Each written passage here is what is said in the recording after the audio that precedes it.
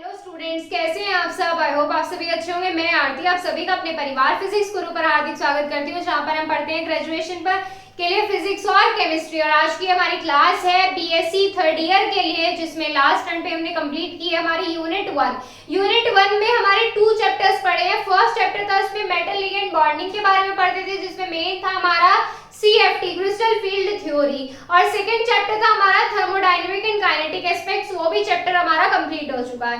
तो चलिए बात करते हैं इसमें हमारी नेक्स्ट यूनिट की। नेक्स्ट यूनिट में भी हमारे 2 चैप्टर थे। फर्स्ट चैप्टर जो था हमारा यूनिट 1 में, यानी कि हमारी इनऑर्गेनिक केमिस्ट्री में यूनिट 2 का फर्स्ट चैप्टर यानी कि चैप्टर 3 जो है मैग्नेटिक प्रॉपर्टीज था। और जो नेक्स्ट चैप्टर था इसमें electronic spectra of transition metal complex. ये हमारे 2 डिफरेंट चैप्टर्स थे, बट ये थोड़े शॉर्ट है और एक दूसरे से काफी रिलेटेड भी है, इसलिए दोनों चैप्टर कंबाइन कर दिए गए हैं। तो इसमें यूनिट 2 में हम पढ़ेंगे। यूनिट 2 में सबसे पहले हम पढ़ेंगे, जैसे कि आपको एक पार्ट यहाँ से नजर आ रहा है मैग्नेटिक प्रॉपर्टीज के बारे में। यहाँ से एक पार्ट आपको नजर आ रहा है मैग्नेटिक प्रॉपर्टीज और दूसरा नजर आ रहा है इलेक्ट्रॉनिक स्पेक्ट्रा। तो मैग्नेटिक प्रॉपर्टीज में हम बात करेंगे कि मैग्नेटिक बिहेवियर के बारे में, कि मैग्नेटिक बिहेवियर कॉम्प्लेक्सेस का किस तरीके का होता है। और उसमें हम एक रूल और पढ़ने वाले हैं, हमारा LS कपलिंग रूल जो है, या जिसे आप रसल सैंडर्स रूल भी बोलते हैं, वो हमारा रूल इसमें पढ़ा जाएगा हमारे फर्स्ट पार्ट यानी कि मैग्नेटिक प्रॉपर्टीज में। और इसका जो सेकंड पार्ट है इलेक्ट्रॉनिक स्पेक्ट्रा। इलेक्ट्रॉनिक स्पेक्ट्रा में आते हैं, जैसे आपको याद होगा जब हमने इसमें फर्स्ट यूनिट की थी, फर्स्ट यूनिट में फर्स्ट चैप्टर किया था मेटल लिगेंड बॉन्डिंग, तो उसमें हमने 3 टाइप के कॉम्प्लेक्स के बारे में डिस्कस किया था। 3 टाइप के कॉम्प्लेक्स कौन कौन से थे? टेट्राहेड्रल था, ऑक्टाहेड्रल था, स्क्वायर प्लेनर था। इस टाइप के कॉम्प्लेक्स का हम उसमें डिस्कस कर चुके हैं। तो उसमें जब हमने एनर्जी का डायग्राम देखा था, एनर्जी का डायग्राम यानी कि जब हम स्प्लिटिंग एनर्जी फाइंड की थी, हमने एक चार्ट बनाकर कि हमारे वीक फील्ड लिगेंड के लिए ऐसा होता है और हमारा स्ट्रॉन्ग फील्ड लिगेंड के लिए टेबल ऐसी होती है।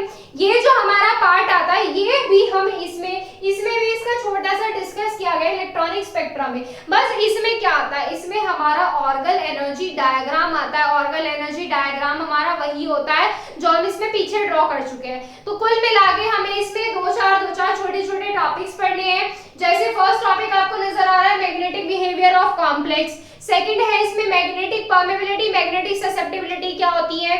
फिर आता है इसमें हमारा रसल सैंडर्स रूल या LS कपलिंग रूल। क्लियर है इतना? तो चलिए इसमें स्टार्ट करते हैं। हमारा फर्स्ट टॉपिक क्या है? फर्स्ट टॉपिक है हमारा magnetic behaviour of complexes. Complexes का मैग्नेटिक बिहेवियर। अगर आपको कुछ भी डाउट है किसी भी चीज से रिलेटेड, किसी भी टॉपिक का आपको क्लियर नहीं हो पा रहा है, तो आप हमसे यहाँ पे पूछ सकते हैं। टेलीग्राम और इंस्टाग्राम जो हमने आप ही के लिए बनाए हैं, इसमें इंस्टाग्राम पे आपको एक आईडी फॉलो करनी है physics_guru_india, और यहाँ से आप हमें ज्वाइन कर सकते हैं और यहाँ से आप मैसेज करके अपने क्लियर कर सकते हैं डाउट। और टेलीग्राम चैनल ज्वाइन करने के लिए आपको सबसे पहले प्ले स्टोर से एक छोटा सा एप्लीकेशन डाउनलोड करना है जिसका नाम है टेलीग्राम, और यहाँ से आप हमें ज्वाइन कर सकते हैं इस चैनल को, इस चैनल पे ऐड होकर। ये चैनल का नेम है हमारा फिजिक्स गुरु इंडिया, और यहाँ से आप ज्वाइन हो सकते हैं, जहाँ आपको क्लासेस के नोटिफिकेशन टाइम टू टाइम मिलेंगे। तो चलिए बात करते हैं मैग्नेटिक बिहेवियर के बारे में। मैग्नेटिक बिहेवियर कैसा होता है बेटा? माइकल फैराडे ने कॉम्प्लेक्सेस के अंदर मैग्नेटिक बिहेवियर ऑब्जर्व किया था। माइकल फैराडे नाम के जो साइंटिस्ट थे, उन्होंने मैग्नेटिक बिहेवियर ऑब्जर्व किया था कॉम्प्लेक्सेस के अंदर। कॉम्प्लेक्सेस के अंदर ध्यान रखना, किसके अंदर? कॉम्प्लेक्सेस के अंदर किसने किया था? माइकल फैराडे ने। And classify into different part, और उन्होंने इसको डिफरेंट पार्ट में क्लासिफाई किया। तब आपके मन में सवाल आ रहा होगा कि हमारा मैग्नेटिक बिहेवियर 2 ही तो होते हैं, डायमैग्नेटिक हो गया, पैरामैग्नेटिक हो गया। लेकिन जो इसमें पैरामैग्नेटिक है उसके भी हमारे कुछ पार्ट्स में इसको डिवाइड किया गया है। उन्होंने इसको और डीपली एक्सप्लेन किया है। किस तरीके से एक्सप्लेन किया है देखेंगे इसमें आगे। पहले हम बात करते हैं डायमैग्नेटिक बिहेवियर की। सबको पता है डायमैग्नेटिक का मतलब क्या होता है? जिसमें सारे इलेक्ट्रॉन पेयर्ड हो, सारे इलेक्ट्रॉन पेयर्ड हो, मैग्नेटिक फील्ड में रिपेल होता हो, वो हमारा क्या होता है? डायमैग्नेटिक होता है। डायमैग्नेटिक बिहेवियर रिप्रेजेंट करता है वो। देखिए डायमैग्नेटिक बिहेवियर है diamagnetic substance, the substance which have all paired electron, जिसमें सारे इलेक्ट्रॉन कैसे हो? पेयर्ड हो, युग्म में हो, and repel in magnetic field, और मैग्नेटिक फील्ड चुंबकीय क्षेत्र में प्रतिकर्षित होते हो, रिपेल होते हो, are known as diamagnetic substance. वो हमारे क्या कहलाते हैं? सब्सटेंस कहलाते हैं वो हमारे। इन मैग्नेटिक फील्ड में they will move from stronger to weaker field, वो एक स्ट्रॉन्ग मैग्नेटिक फील्ड से वीक मैग्नेटिक फील्ड की तरफ मूव करते हैं। देखो किस तरीके से, अभी हमने क्या बताया, repel in magnetic field. Magnetic field में क्या होते हैं, रिपेल होते हैं। रिपेल होने का मतलब क्या है, जब हमने कोई डायमैग्नेटिक सब्सटेंस उठा लिया जिसमें सारे इलेक्ट्रॉन कैसे हैं, पेयर्ड है, और उसको मैग्नेटिक फील्ड के बीचों बीच ले जाकर रख दिया, तो यहाँ पर ये स्ट्रॉन्ग मैग्नेटिक फील्ड से वीक मैग्नेटिक फील्ड की तरफ चलेगा, जहां पर उस पे कम से कम रिपल्सिव फोर्स लगे, and magnetic line of force will move away. यही बात इसमें आगे लिखी हुई है कि मैग्नेटिक लाइन ऑफ फोर्स, जिस पर मैग्नेटिक फोर्स ज्यादा लगता है, जिस लाइन पर, विल मूव अवे, वो उस सब्सटेंस से दूर हो जाएगी। The net magnetic momentum is zero। अब यहाँ से ये बात आती है कि ऐसे सब्सटेंस का मैग्नेटिक मोमेंटम क्या होता है, जीरो हो जाता है। जब ये मैग्नेटिक फील्ड में क्या हो रहे हैं, रिपेल हो रहे हैं, मैग्नेटिक फील्ड में रिपेल हो रहे हैं, तो उनका मैग्नेटिक मोमेंटम भी कैसा हो जाएगा, जीरो हो जाएगा। एग्जाम्पल के लिए अगर आप इसमें लिखेंगे तो क्या आएंगे, वे हमारे मेटल्स जिनमें सारे इलेक्ट्रॉन्स पेयर्ड हो, जैसे हमारा क्या होता है मोस्ट कॉमन ZnCdHg, ये क्या होते हैं हमारे, ये आते हैं हमारे डायमैग्नेटिक सब्सटेंस में। क्लियर है इतना। पैरामैग्नेटिक की बात करेंगे, पैरामैग्नेटिक और उसके पार्ट्स की, पहले आप इसका स्क्रीनशॉट लीजिए इसका। देखिए इसमें आगे नेक्स्ट क्या है, इसमें पैरामैग्नेटिक बिहेवियर। अब पैरामैग्नेटिक बिहेवियर क्या होता है ये भी आपको पता है, क्या बताया आपको, the substance which have unpaired electron, way substance जिसमें अनपेयर्ड इलेक्ट्रॉन प्रेजेंट हो, अयुग्मित इलेक्ट्रॉन प्रेजेंट हो, and attract in magnetic field, और चुंबकीय क्षेत्र में क्या होते हो, आकर्षित होते हो, are known as paramagnetic substance. उनको क्या बोलते हैं हम, पैरामैग्नेटिक सब्सटेंस बोलते हैं उनको हम। इन magnetic field they behave like a magnetic dipole. अब इसमें एक चीज देखो, ये हमारे क्या हो रहे हैं, मैग्नेटिक फील्ड में अट्रैक्ट हो रहे हैं, तो इसका मतलब जब हम इस टाइप के सब्सटेंस को, किस टाइप के सब्सटेंस को, पैरामैग्नेटिक सब्सटेंसेस को हम जब मैग्नेटिक फील्ड में रखेंगे, मैग्नेटिक फील्ड में रखने के बाद ये एक मैग्नेटिक डाइपोल की तरह बिहेव करेंगे, चुंबकीय द्विध्रुव की तरह बिहेव करेंगे ये, and they have permanent magnetic dipole moment, और जिसमें अनपेयर्ड इलेक्ट्रॉन प्रेजेंट होंगे उनका मैग्नेटिक डाइपोल मोमेंट कैसा होगा, परमानेंट होगा। कैसा होगा, परमानेंट होगा। अब इसमें नेक्स्ट देखिए, नेक्स्ट पॉइंट क्या लिखा है इसमें, magnetic substance have small positive value, और इनकी वैल्यू कैसी होती है, स्मॉल पॉजिटिव, बहुत ही छोटी वैल्यू होती है, क्योंकि इसमें क्या है, अनपेयर्ड इलेक्ट्रॉन है। अनपेयर्ड इलेक्ट्रॉन पर पैरामैग्नेटिक का वो डिपेंड करेगा कि कितना पैरामैग्नेटिक सब्सटेंस दिया हुआ है और कितना हमें कम दिया हुआ है। ठीक है, इसको नोट कीजिए। अब इसके पार्ट करेंगे, पैरामैग्नेटिक सब्सटेंसेस के पार्ट करेंगे, नोट कीजिए इसको। देखिए अब इसमें आगे पैरामैग्नेटिक सब्सटेंसेस जो है उनके हम 3 पार्ट्स के बारे में डिस्कस करते हैं। 3 पार्ट्स कौन कौन से हैं, फर्स्ट पार्ट तो इसमें आता है हमारा फेरोमैग्नेटिक सब्सटेंसेस जो होते हैं ये भी हमारे पैरामैग्नेटिक सब्सटेंसेस का पार्ट होते हैं। सेकंड पार्ट इसमें क्या आता है, एंटी फेरोमैग्नेटिक, समझ आ रहा है, एंटी फेरोमैग्नेटिक, ये भी हमारे पैरामैग्नेटिक सब्सटेंसेस का पार्ट होते हैं। थर्ड आता है इसमें फेरीमैग्नेटिक सब्सटेंसेस भी हमारा पैरामैग्नेटिक सब्सटेंसेस का ही पार्ट है। अब ये होते क्या है, देखो जो हमारे फेरोमैग्नेटिक सब्सटेंसेस होते हैं तो ये हमारे पैरामैग्नेटिक सब्सटेंस का ही पार्ट, बट ये हमारे मैग्नेटिक फील्ड में बहुत ही ज्यादा स्ट्रांगली अट्रैक्ट होते हैं। कैसे होते हैं, हमारे स्ट्रांगली अट्रैक्ट होते हैं मैग्नेटिक फील्ड में। और जब हम इनको, मान लीजिए हमने मैग्नेटिक फील्ड में से हटा दिया, हमने पैरामैग्नेटिक सब्सटेंस को यानी कि फेरोमैग्नेटिक सब्सटेंस को, तब भी ये अपना मैग्नेटिक बिहेवियर बनाए रखते हैं।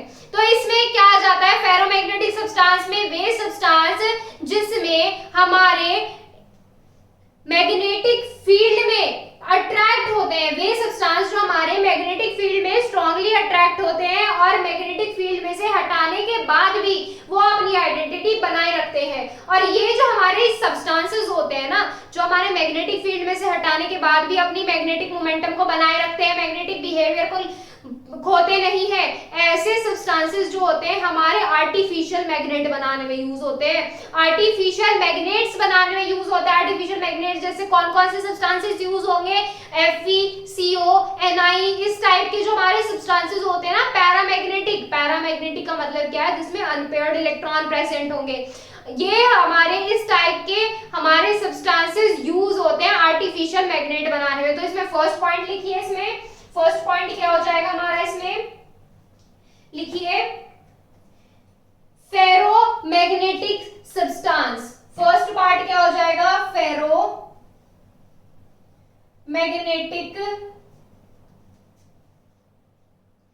सब्सटेंस। फेरोमैग्नेटिक सब्सटेंस के बारे में इसमें हम लिखने वाले हैं, लिखिए इसमें they are a part of paramagnetic substance. They are a part of, they are a part of paramagnetic substance. They are a part of paramagnetic substance. ये क्या है, हमारे पैरामैग्नेटिक सब्सटेंस का ही एक पार्ट है। They are and they are strongly attract in, they are strongly attract in magnetic field, they are strongly attract in magnetic field, they are strongly attract in magnetic field। Magnetic field में क्या होंगे, ये हमारे strongly attract होंगे। They are strongly attract in magnetic field and they retain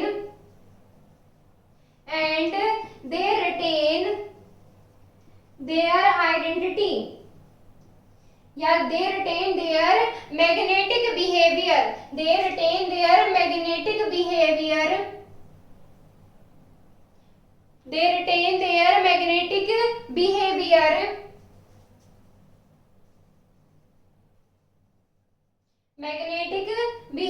even in absence of magnetic field, even in absence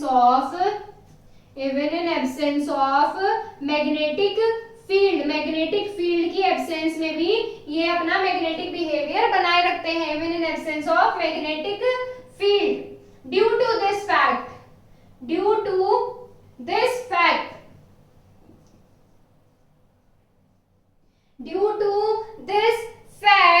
they are used in making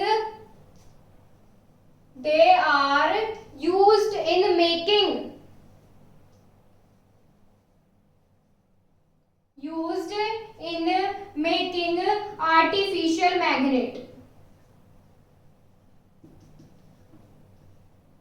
artificial magnet. Clear है, इतना समझ आ गया कि ये हमारे आर्टिफिशियल मैग्नेट बनाने में यूज होते हैं। कौन कौन से सब्सटेंसेस होते हैं, जैसे हमारा FeCO, Ni, इस तरीके Cu, ये जो हमारे सब्सटेंसेस होते हैं ये हमारे किसमें आते हैं, फेरोमैग्नेटिक सब्सटेंसेस कहलाते हैं। अब इसमें आगे देखो एक चीज और ऐड करेंगे, पहले इसको नोट कीजिए आप। एक चीज और ऐड करते हैं इसमें, देखो इसमें अब ये हमारा इसमें क्या आता है, इसमें हसलर अलॉय जो आता है। हसलर अलॉय क्या होता है, हसलर अलॉय होता है जिसमें हमारा 70% एयर होता है, 20% CO होता है और 10% Cu। हसलर अलॉय क्या होता है, 70% एयर, 20% कितना होता है, CO होता है और 10% Cu। ये हमारा क्या होता है, ये होता है हमारा हसलर अलॉय। क्या होता है, हसलर अलॉय। ये भी हमारा फेरोमैग्नेटिक सब्सटेंस की तरह यूज होता है, फेरोमैग्नेटिक सब्सटेंस की तरह, इस टाइप के सब्सटेंस की तरह यूज होता है। ये भी हम इसमें लिखेंगे। चलिए इसमें लिखिए आगे, in addition to it,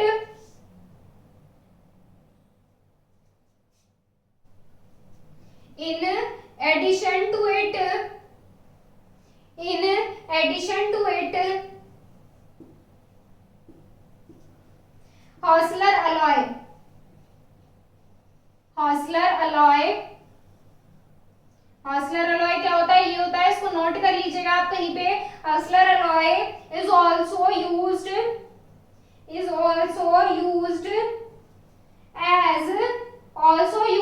as ferromagnetic substance, ferromagnetic substance. ये भी हमारा किसकी तरह यूज होता है, फेरोमैग्नेटिक सब्सटेंस की तरह यूज होता है। और इसमें जैसे हमारा Cr2O3 होता है, Cr2O3 ये भी हमारा फेरोमैग्नेटिक है, इज फेरोमैग्नेटिक। एंड और इसमें किसमें यूज किया जाता है, and used in making cassette recorder. Cassette recorder होता है वो बनाने में यूज किया जाता है हमारा Cr2O3, एंड यूज्ड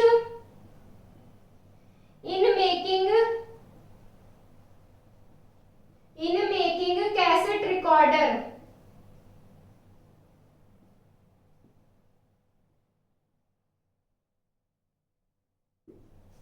क्लियर है इतना, ये हमारा क्लियर है कि हमारा कैसेट रिकॉर्डर बनाने में यूज होता है। अब इस पे बात करें कि स्पिन कैसा होता है, स्पिन किस तरीके का होता है, ऐसे जो हमारे सब्सटेंसेस होते हैं इनका स्पिन किस तरीके का होता है। इन दीज सब्सटेंसेस, लिखिए इसमें, in these substances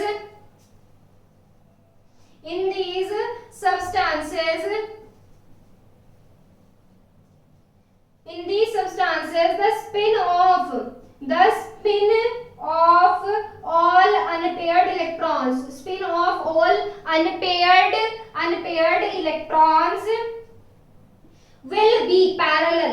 will be parallel।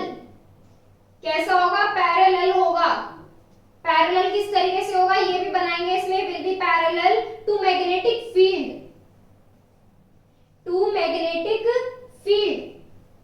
will be parallel to magnetic field। और इसमें हमारा क्या मैग्नेटिक मोमेंटम जो होता है ऐसे सब्सटेंसेस का, and magnetic momentum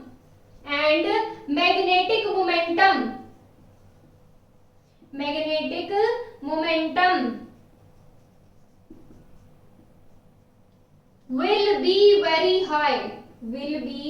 very high। कैसा होगा, मैग्नेटिक मोमेंटम बहुत ज्यादा होगा, मैग्नेटिक मोमेंटम इसका। और इसकी वजह से ये हमारा परमानेंट मैग्नेटिक बिहेवियर रखते हैं, and they acquire permanent magnetic behaviour. बेटा ध्यान से रखना, लिखना इसको, परमानेंट मैग्नेटिक बिहेवियर। ठीक है, अब इसमें हम क्या करेंगे, स्पिन बनाएंगे। अब स्पिन देखो कैसा होता है, मैं यहाँ पे बना रही हूँ, आप नीचे ड्रॉ कर लीजिएगा। इसमें स्पिन कैसा होता है बेटा, स्पिन देखो इसमें कैसा आ रहा है, पैरेलल आ रहा है। पैरेलल का मतलब सारे पैरेलल डायरेक्शन में होंगे। स्पिन कैसा होगा, इस तरह का होगा, नोट कीजिए इसको। फिर इसमें हम एंटी फेरोमैग्नेटिक सब्सटेंसेस के बारे में डिस्कस करेंगे।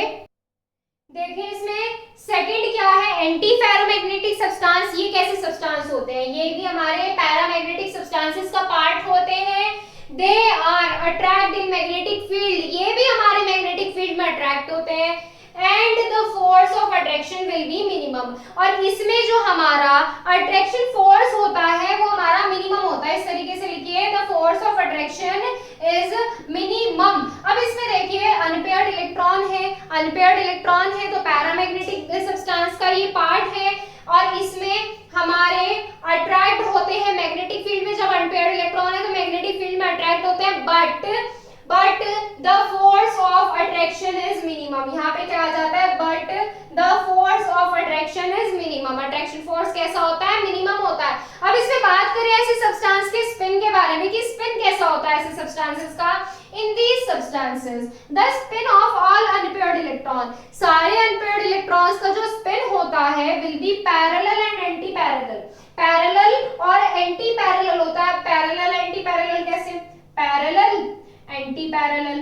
पैरेलल, एंटी पैरेलल, इस तरीके से हमारा इस टाइप के सब्सटेंसेस का स्पिन होता है। To magnetic field, magnetic field में स्पिन कैसा आता है, इस तरीके से आता है। And net magnetic momentum will be zero, magnetic momentum zero कैसे हो जाता है। अब ये देखिए ये पैरेलल डायरेक्शन में इस तरीके से स्पिन कर रहा है, इसका स्पिन इस तरीके से है, ये क्या कर रहे हैं, दोनों को कैंसिल आउट कर रहे हैं, दोनों आपस में क्या कर रहे हैं, कैंसिल आउट कर रहे हैं स्पिन को। तो इसमें क्या हो रहा है, यहाँ पे मैग्नेटिक मोमेंटम क्या हो जाएगा, यहाँ से मैग्नेटिक मोमेंटम जीरो हो जाएगा एंटी फेरोमैग्नेटिक सब्सटेंस का। एग्जांपल में किस तरीके से, जैसे हमारे Mn के ऑक्साइड्स होते हैं, Mn के जितने भी ऑक्साइड्स होते हैं वो हमारे एंटी फेरोमैग्नेटिक सब्सटेंस में आते हैं। ऑक्साइड्स ऑफ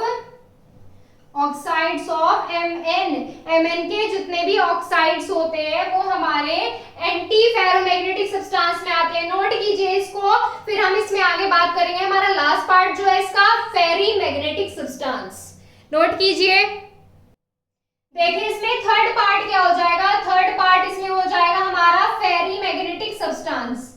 फेरीमैग्नेटिक सब्सटेंस इसमें अगर लिखेंगे तो कैसे लिखेंगे, अब देखो फेरीमैग्नेटिक सब्सटेंसेस भी हमारे पैरामैग्नेटिक सब्सटेंसेस का ही पार्ट होते हैं, बट इसका जो नेट मैग्नेटिक मोमेंटम होता है, नेट मैग्नेटिक मोमेंटम जो होता है वो हमारा फेरो और एंटी फेरो के बीच में होता है, फेरो और एंटी फेरो के बीच में होता है। तो इसमें लिखेंगे तो किस तरीके से लिखेंगे, they are a part of paramagnetic substance in which, आगे लिखेंगे इसमें, in which the magnetic momentum will be in between, in which net magnetic momentum will be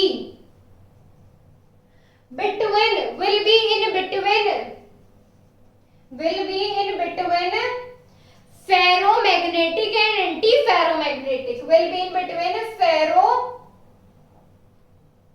and anti-ferromagnetic substances, will be in between ferro and anti-ferromagnetic substances। इनका magnetic momentum क्या होता है, फेरो और anti फेरो substances के बीच में होता है इसका मैग्नेटिक मोमेंटम। और इसमें हमारे जो अनपेयर्ड इलेक्ट्रॉन्स होते हैं ये असिमेट्रिकली अरेंज्ड होते हैं। In this the unpaired electrons are asymmetrically arranged,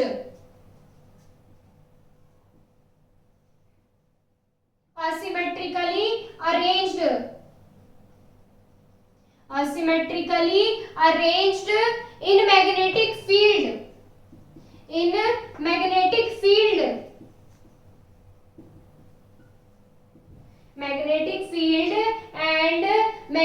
momentum, और मैग्नेटिक मोमेंटम क्या होगा इनका, जीरो नहीं होगा। And magnetic momentum will not be zero, ऐसे सब्सटेंसेस का मैग्नेटिक मोमेंटम जीरो नहीं होता है। एग्जाम्पल क्या लिखेंगे, मैग्नेटाइट जो होते हैं आयरन के, मैग्नेटाइट ऑफ आयरन Fe3O4, इस टाइप के जो हमारे मैग्नेटाइट होते हैं ये हमारे इसमें आते हैं। अब एसिमेट्रिकल अरेंजमेंट कैसे होता है, मान लीजिए इनका स्पिन ऐसे है, फिर स्पिन ऐसे हो गया, फिर स्पिन ऐसे हो गया, ये स्पिन कैसा हो गया, असिमेट्रिकल होगा। क्लियर है, इतना क्लियर है। अब इसमें देखिए ये जो हमारी जितनी भी फॉर्म्स है, ये नोट कर लिया, इसको इरेज कर दूं। चलिए अब इसमें ये जो हमारी जितनी भी फॉर्म है ये हमारे क्यूरी टेम्परेचर पर डिपेंड करती है। क्यूरी टेम्परेचर पर देखो, all of these forms are temperature dependent. ये सारी फॉर्म कैसी होंगी, टेम्परेचर पर डिपेंड करेंगी। All of these forms are temperature dependent, temperature depend forms. Temperature पर डिपेंड करेंगी। इट मीन्स दैट, इसका मतलब क्या हुआ, ये जो हमारी फॉर्म हो गई, ये जो हमारे फेरो, एंटी फेरो, फेरी मैग्नेटिक सब्सटेंस है, इनको गर्म करने पर ये पैरामैग्नेटिक सब्सटेंस बन जाते हैं। It means that on heating, it means that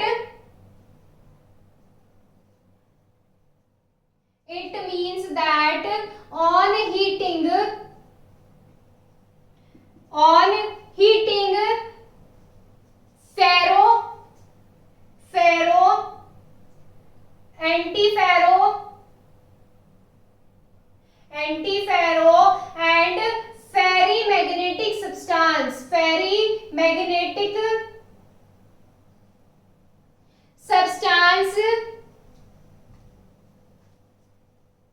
substances will lose their natural behavior. Substances will lose their natural behavior. अपना नेचुरल बिहेवियर क्या कर देते हैं, लूज कर देते हैं, खो देते हैं, नेचुरल बिहेवियर खो देते हैं और हमारे क्या बना लेते हैं, पैरामैग्नेटिक बिहेवियर में कन्वर्ट कर लेते हैं and change into paramagnetic behaviour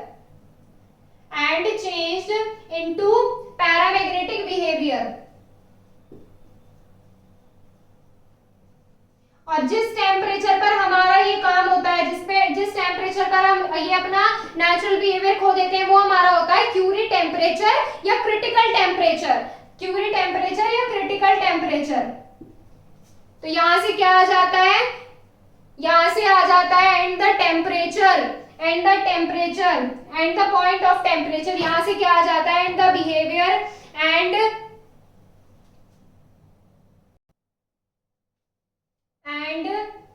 temperature is known as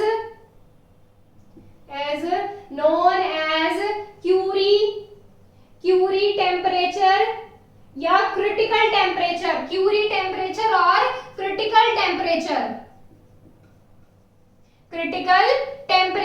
अब Curie temperature अलग अलग कंपाउंड्स का हमारा अलग अलग होता है, जैसे हमारा Curie temperature होता है CO का, the Curie temperature of CO, the Curie temperature of CO कितना होता है हमारा,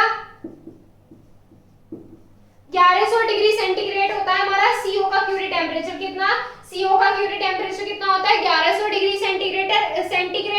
इसका मतलब क्या होता है, इस टेम्परेचर से ज्यादा हमारा, इस टेम्परेचर तक गर्म करने पर हमारा जो सब्सटेंस होता है, फेरोमैग्नेटिक सब्सटेंस जो होता है, वो हमारा किसमें, पैरामैग्नेटिक में चेंज हो जाएगा। किसमें चेंज हो जाएगा, पैरामैग्नेटिक पे चेंज हो जाएगा। और Curie टेम्परेचर किसका, आप Ni का लिख लीजिए, कितना हो जाता है इसका, 400 डिग्री सेंटीग्रेड होता है Curie टेम्परेचर। और हमारा एक होता है V2O5 का Curie टेम्परेचर कितना होता है, इसका होता है 140 डिग्री। यहाँ से कंप्लीट होता है मैग्नेटिक बिहेवियर कॉम्प्लेक्सेस का। नेक्स्ट टाइम पे इसमें स्टार्ट करेंगे मैग्नेटिक परमेबिलिटी और मैग्नेटिक ससेप्टिबिलिटी। अगर आपको कोई भी डाउट है तो आप अपने डाउट इंस्टाग्राम पर क्लियर कर सकते हैं। तो thank you so much, next time पे स्टार्ट करेंगे नेक्स्ट टॉपिक। आज के लिए बस इतना ही, मिलते हैं आपसे कल।